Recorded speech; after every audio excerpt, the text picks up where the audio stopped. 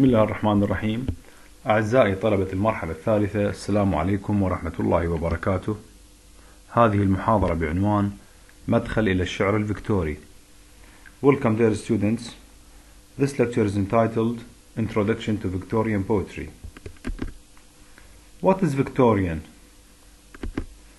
In the history of the United Kingdom, the Victorian era was a period of Queen Victoria's reign from June 1837 until her death on January 1901. This is the image of Queen Victoria who ruled England during that time. So it is called Victorian according to the name of this queen, Queen Victoria, who ruled England at that time. The poetry written in England during the reign of Queen Victoria from 1837 up to 1901 is referred to as Victorian poetry, the poetry that we are going to study in this semester. Following Romanticism, Victorian poets continued many of the previous era's main themes, such as religious skepticism and valorization of the artist as genius, but Victorian poets also developed a distinct poetic sensibility.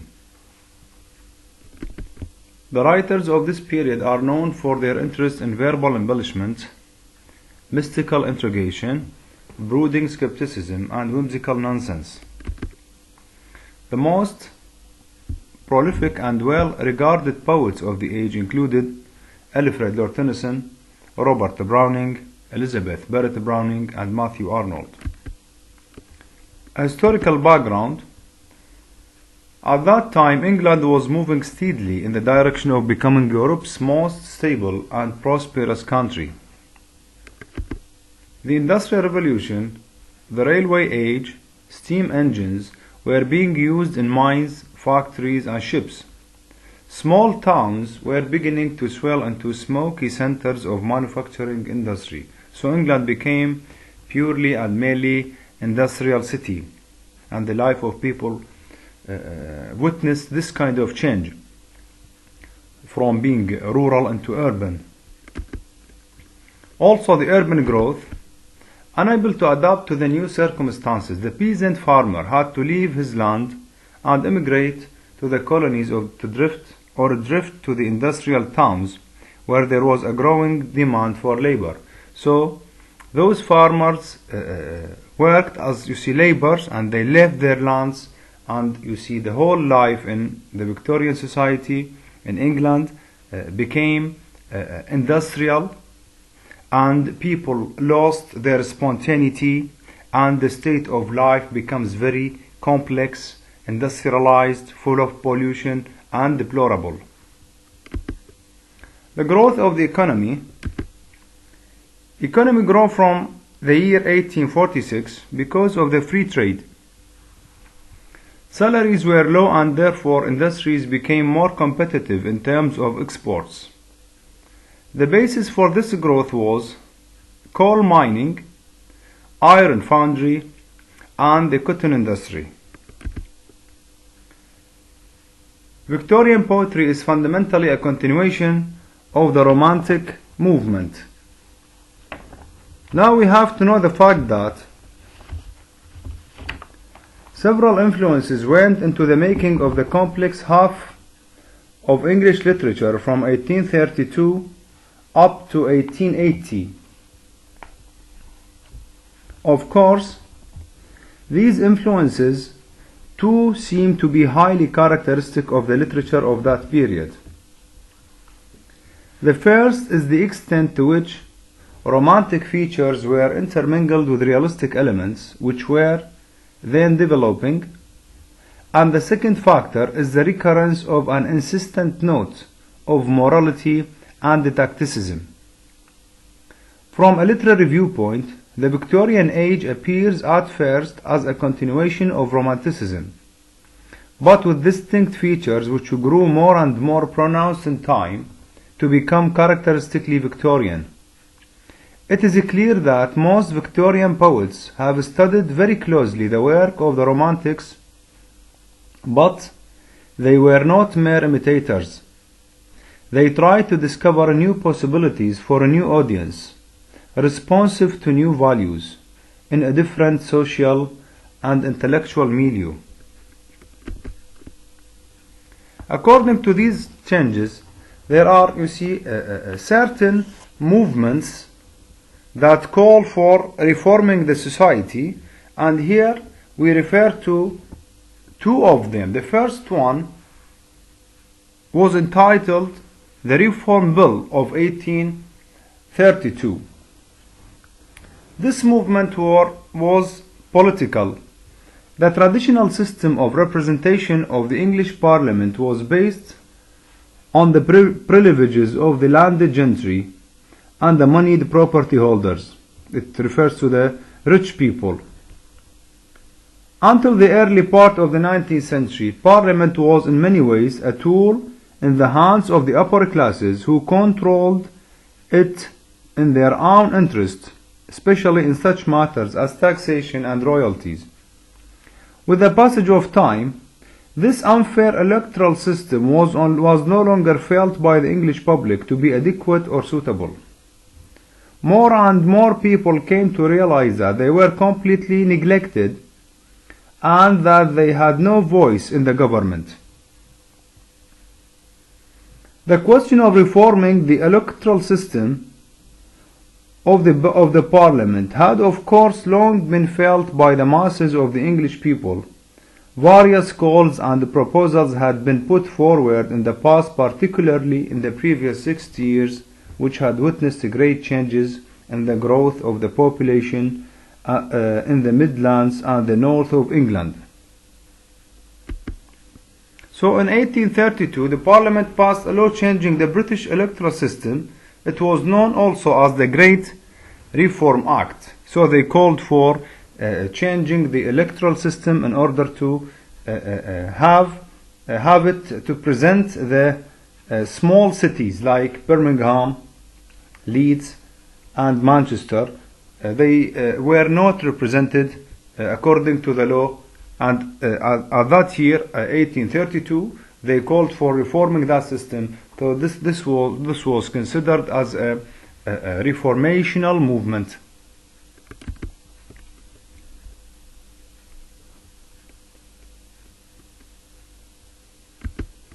Another movement to be considered here is the Oxford movement. Also, this movement was a religious one.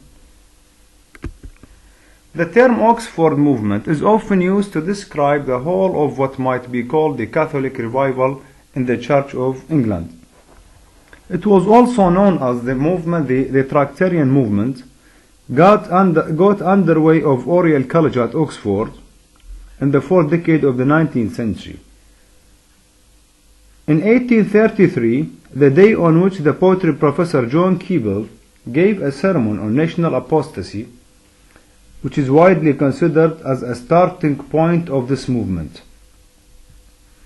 The essential leaders of the movement were, besides Keble, John Henry Newman, R.H. Froude, and E.B. Pusey, alarmed by the spread of rationalism of the Church of England and deeply convinced that it could only be checked by a wider sense of her divine situation.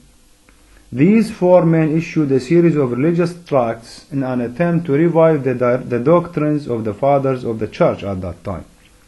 So the main objective of the leaders of this movement then was to reform the society, reform the society and rescue it from the spiritual decay to which they felt it was exposed, following the immense growth of the industrial centers, as we have just explained, that resulted in great social, political and economic upheavals in the society. The movement also sought to withstand the liberalism of the day. So they called for liberating the people who lived or who underwent all these, harsh and callous changes of the society. Now we get back to poetry. The Victorian poetry was divided into two levels. The first one, the early, if you recall with me, dear students, in the first semester, we said that the Romantic poets also were divided into those who are pioneers or early, and the others who are we say, let us say, young or the later. Also, the Victorians, they are divided into the high Victorian poetry, the poetry which refers to those who are pioneers, and then the pre-Raphaelite poetry, which was the later Victorian poetry. Now into the characteristics of the Victorian poetry.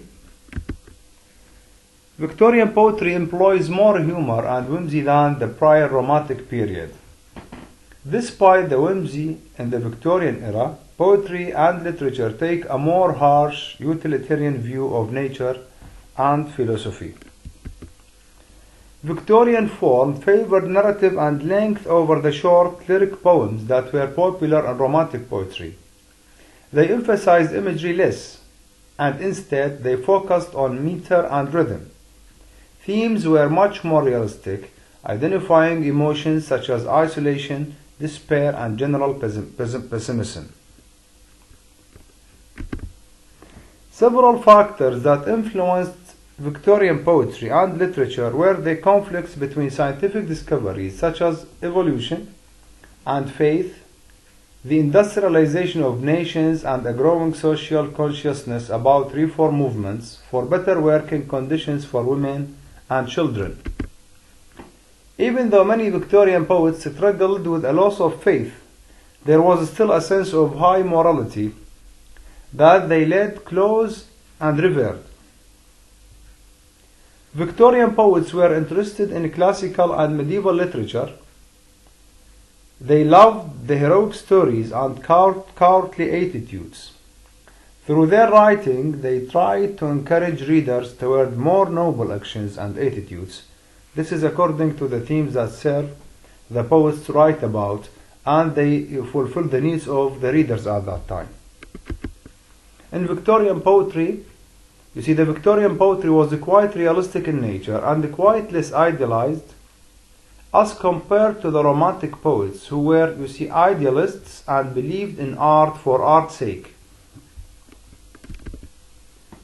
Nature, that was everything for the Romantics, lost that idealized status in the Victorian era and became just a source of leisure and inspiration for the poets. Romantic poetry mainly focused on rural and rustic life. It is no way related to city life. On the other hand, Victorian poets used language as well as themes common to city life, and thus wrote about the masses and for the masses.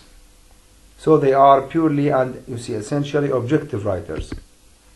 There was a drastic increase in the city population that gave rise to slums, poverty, unemployment, corruption, diseases, and deaths. All these are major themes treated or tackled by the Victorian poets in, you see, many poems. We said Victorian poetry was objective, so they are completely different from the Romantics. They are writing poetry objectively. Dramatic poetry and the use of a dramatic monologue, you see, these two techniques are, you see, mainly used by the Victorians, and there are, you see, many notable poems written on these two techniques, either dramatic poems or poems written by the use of the technique of a dramatic monologue, just like many of Tennyson's poems. Innovation in the use of poetic diction, neglecting the everyday language of the Romantics. Victorian poets paid attention to thought rather than to feelings. They are interested in politics and social problems and revolutionary ideas.